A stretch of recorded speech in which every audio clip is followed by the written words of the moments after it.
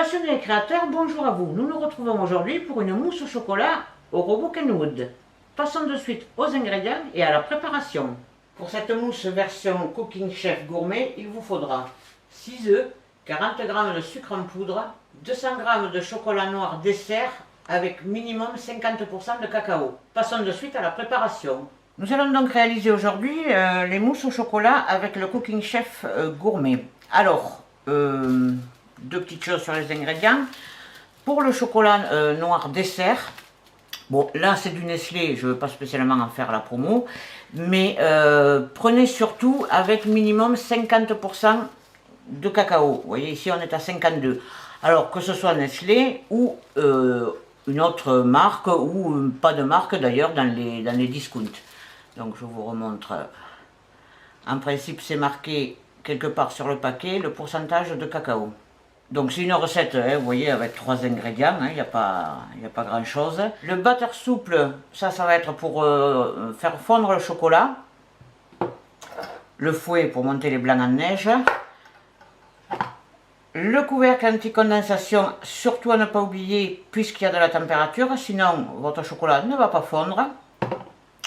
Bon, et pour le fun, la maryse qui est livrée avec le robot, pour qu'on s'en serve, parce que je ne m'en sers pratiquement jamais, voilà.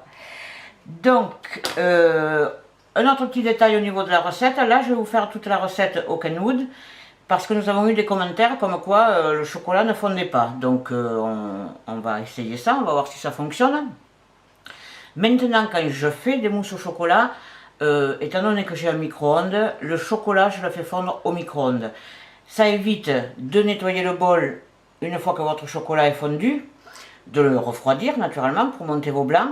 Et vous pouvez faire les deux en même temps. Le chocolat au micro-ondes, ça va vite. Alors soit il faut le surveiller, alors qu'ici, une fois qu'il est dans la cuve, ben, vous vous en occupez pas. Hein, il ne va pas brûler, il va fondre.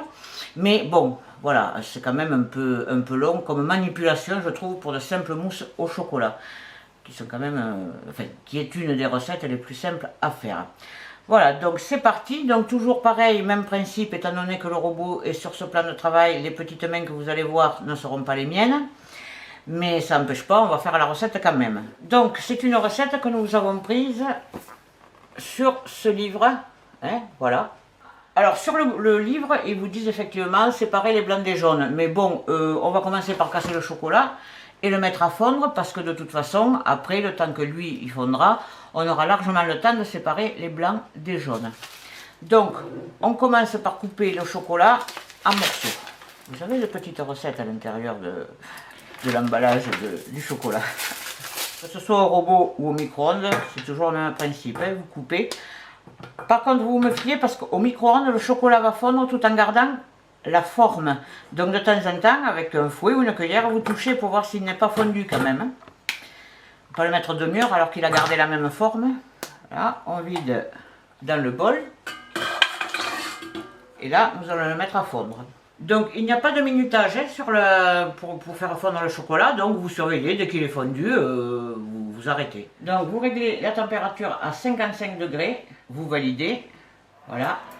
Vous sélectionnez le variateur de vitesse ici sur 8, vous validez et vous mettez sur la flèche arrondie là. Et voilà. Alors ça fait un peu de bruit, mais ne vous inquiétez pas, hein, au fur et à mesure qu'il va fondre, ce qui commence à faire déjà, ça va s'arrêter.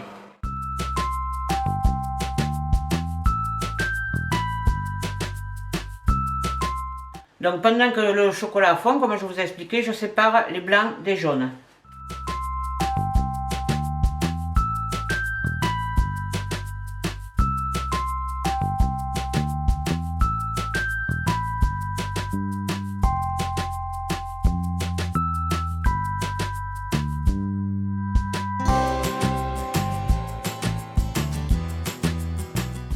Notre chocolat est maintenant fondu, nous allons arrêter notre robot. Donc maintenant nous allons sortir le chocolat. Alors je vais le mettre là dans un plat qui est posé sur un autre plat avec de l'eau chaude dedans, parce que il va falloir monter les blancs en neige. Alors c'est vrai qu'il ne fait pas froid, mais le chocolat a tendance à refroidir assez vite et à se figer. Donc je vais le mettre dans ce plat. Voilà, il est bien fondu. Alors prenez un plat un petit peu grand parce que vous allez après rajouter les blancs d'œufs, naturellement. Donc maintenant je vais laver le bol, le refroidir pour qu'on puisse monter les blancs en neige. Notre bol est propre, refroidi. Nous allons mettre les blancs en neige, nous allons les monter. Donc on va sortir le couvercle anti-condensation, on n'a plus besoin. Quand ils seront montés pas tout à fait ferme, on rajoutera le sucre. En plusieurs fois, enfin en 2 fois, parce que 40 grammes, c'est pas beaucoup. Et pendant ce temps-là, je mettrai les jaunes d'œufs dans le chocolat. J'ai oublié de vous signaler en début de recette que c'est une recette pour 6. Bon, naturellement, c'est marqué dans le livre. Mais pour les gens qui n'ont pas le livre, qui suivent la recette directement comme ça, c'est pour 6 personnes. Nous allons mettre donc le variateur, le gros variateur de vitesse là, sur 1. Et nous allons faire tourner pendant 1 minute. Et après, on augmentera la vitesse petit à petit jusqu'au maximum.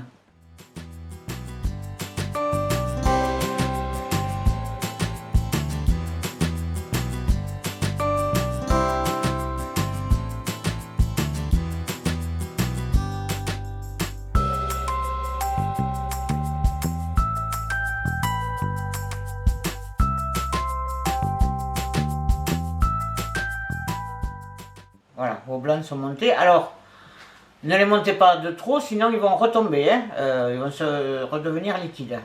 Alors, on va essayer de les sortir du fouet. On va sortir le robot hein, pour pouvoir travailler un peu plus à l'aise. Donc, vos blancs sont maintenant montés. Alors, quand vous rajoutez des blancs en neige ou de la crème fouettée ou de la chantilly dans une préparation, les 2 premières cuillères, vous pouvez les rajouter au fouet pour que votre préparation soit un peu plus malléable, on va dire, parce que là si vous le rajoutez à la spatule ici dedans, vous en avez pour 3 heures pour arriver à tout incorporer. Alors la crème fouettée, si c'est de la crème fouettée ou de la chantilly, vous en mettez un petit peu moins pour pas que ça devienne trop liquide, mais allez, c'est parti.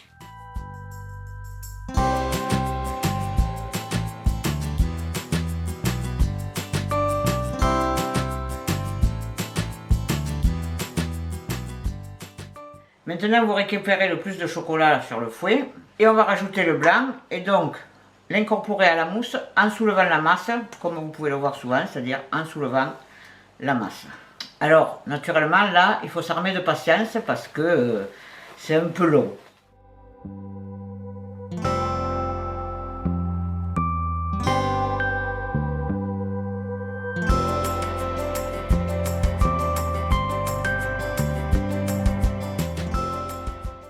Votre mousse au chocolat est prête. Donc là maintenant je vais la mettre dans des coupes. Alors vous avez le choix, soit à la cuillère, soit à la poche à douille, soit avec un petit outil que je vous montrerai plus tard qui permet de remplir des verrines sans salir les bords. Enfin, l'essentiel c'est qu'elle soit dans un récipient pour aller au frais. Parce que par contre il faudra minimum 2 heures de refroidissement. Chose que nous vous avons pas dit parce que le robot tourne et que quand le robot il tourne forcément ça fait du bruit. Vous avez pu le voir sur les blancs d'œufs, on change la vitesse jusqu'à la mener au max. Mais quand on rajoute le sucre, on le baisse parce que sinon quand vous allez faire repartir votre robot, après vous pouvez en mettre partout. Donc vous le voyez sur la vidéo, on varie la vitesse. Autre petite précision, alors j'ai suivi la recette. Maintenant, la minute qu'il y a au début là, de battre les blancs, pour moi, elle ne sert à rien. Alors, vous pouvez la faire, ça fait pas de mal, mais pour moi, ça ne sert à rien. On peut directement, comme quand on le fait avec un robot, un fouet manuel, se mettre directement à battre les blancs d'œufs. Voilà, donc je mets en coupe et on se retrouve là pour la fin de la vidéo. J'ai mis donc la mousse dans les coupes. Alors là, il n'y en a que 4 parce que je les ai mis dans ces coupes-là pour la présentation. En vrai, j'en ai fait 8. Mais elles ne sont pas très grosses. Donc pour 6 personnes, ça passe très bien. Voilà, donc là, ça va partir 2 heures au frais. Et pour la consistance, vous irez sur le blog, vous verrez, on va en couper une à la cuillère pour vous montrer à quoi ça ressemble. Nous avons terminé pour cette recette. Merci à tous d'avoir regardé ma vidéo. N'hésitez pas à me poser des questions et à me dire en commentaire ce que vous avez pensé de cette recette. Je vous invite à nous suivre sur le blog et les réseaux sociaux que vous pouvez retrouver dans la description de la vidéo. A bientôt pour de nouvelles gourmandises, et pour paraphraser le chef qui m'a donné envie de cuisiner, je veux bien sûr parler du grand Joël Robuchon. Bon appétit bien sûr.